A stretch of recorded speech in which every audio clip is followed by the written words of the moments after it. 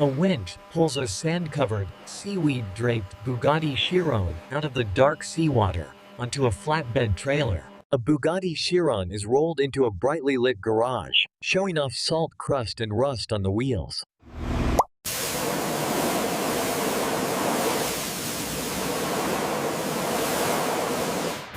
The door is opened, and a large puddle of seawater pours out from the footwell onto the garage floor.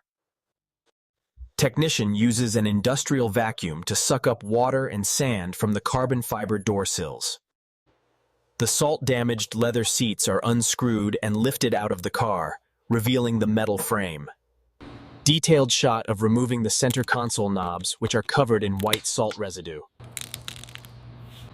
The massive W16 engine is carefully lifted out of the rear chassis, using a heavy-duty hydraulic crane.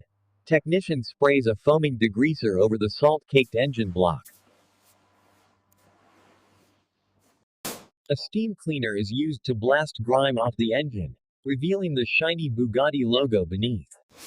Replacing rusted wheel bolts with brand new, polished titanium bolts, one by one.